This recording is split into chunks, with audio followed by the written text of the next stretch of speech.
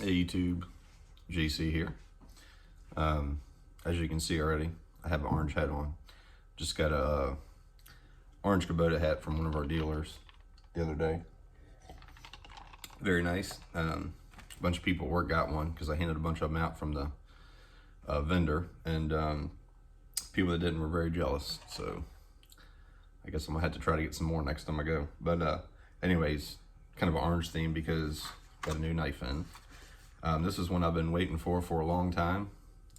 This is the Vastid Nightshade.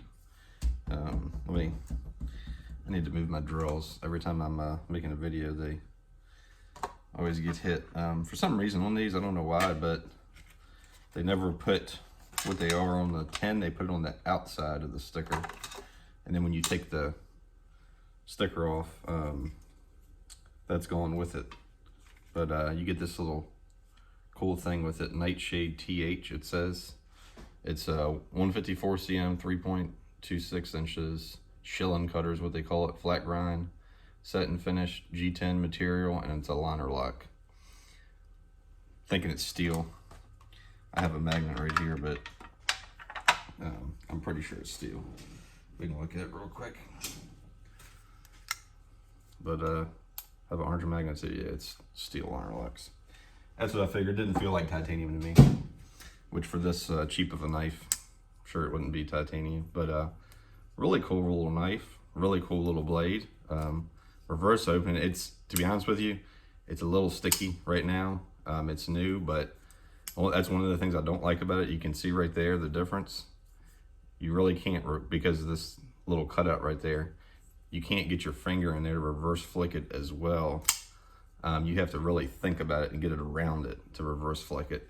So it's not as nice as something like this to reverse flick. Or one of my many other knives that I have that I like reverse flicking.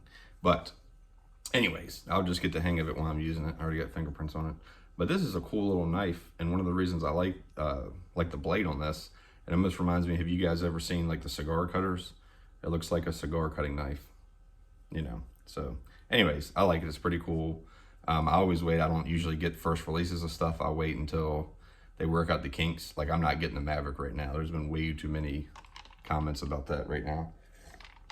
Even though I love the other tactile knives I have, not getting that one right now. So anyways, this is a cool little budget knife. The reason I'm making this video is not necessarily because of this knife. There's a bunch of reviews on this knife. You can go look. But something like this or something like this, not necessarily even these knives, but other knives that have been coming out this year.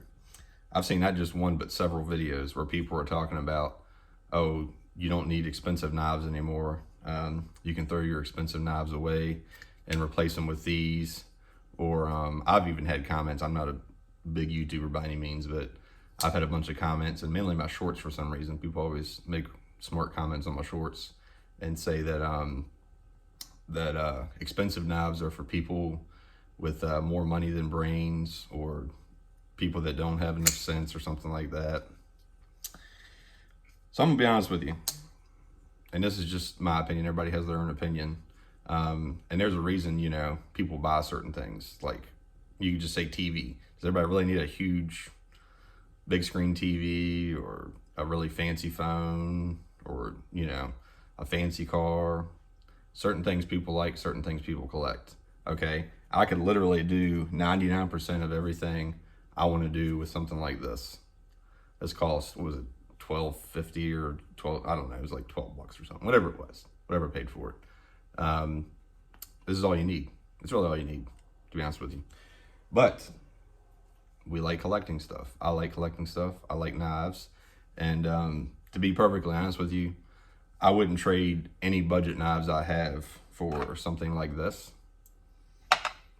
Something like this. You can see orange coming around again. Obviously something like this. Man, this thing is just, I love this knife. I need to get another one, but I ain't overpaying for these clowns on eBay that buy them all up and sell them just for profit. Something like this, which is a nice, beautiful titanium American-made knife.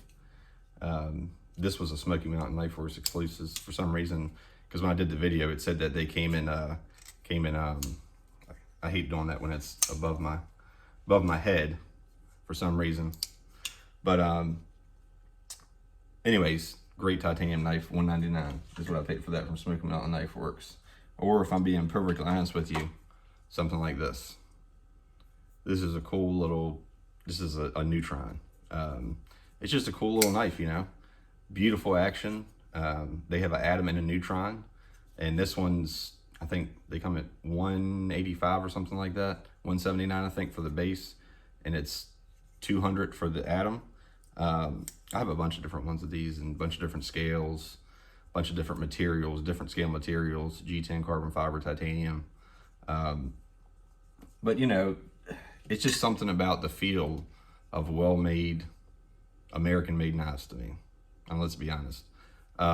You know, and what gets me is a lot of people, you know, they don't want to buy an American-made knife. And, you know, I don't even want to see that comment anymore, because you've got, you know, the field duties now are freaking, what were they, almost $600, $580. Mini Evos are $425. I mean, so these same people are buying $400 and $500 knives made in China, but they're talking about American-made knives being even cheaper than that, you know.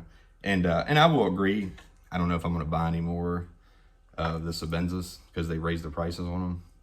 I may, if I see one I really, really like, and the micarta, you know, because I do love the titanium, don't get me wrong. But, you know, I could see where the micarta on this would be really, really nice.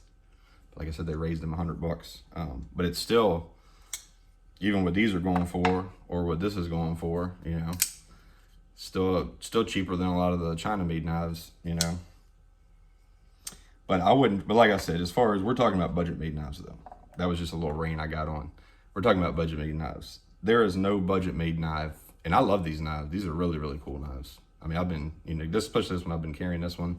And this one I just got, so I haven't had the chance to carry it, but I've been playing with it. I need to carry it so I can, you know, loosen it up a little bit and cut with it. I really want to cut with this thing at work, man. I can't wait to. But, you know, even the budget knives that I really, really like, Vosteed is probably my favorite company right now. No, it is. It's definitely my favorite company. Not probably. But there's none of these knives that I have that I would trade for any of my, you know, like, or even this. Man, these Malibus. This is the only aluminum knife I really, really enjoy, that I really like. That, and I may try to get a titanium one day. They're pretty expensive, and I don't know whether it's worth it or not. Because this is a knife, I have several of these, 3 of these to be exact. But don't really carry much at work because I don't really want to mess them up. Because a lot of people I've seen that have these, they said that when they drop them and it just scars them up and kind of look like crap. Aluminum kind of does that. But either way though, as far as my hard use knives that I have and my American-made knives, there's just no comparison in my opinion. I mean, I don't know what it is. It's just, it's something about, because I know I'm a blue-collar worker, obviously. It's just, you know, supporting people that work with their hands in the United States, you know. There's a lot of companies out there that make great knives in China, and understand that.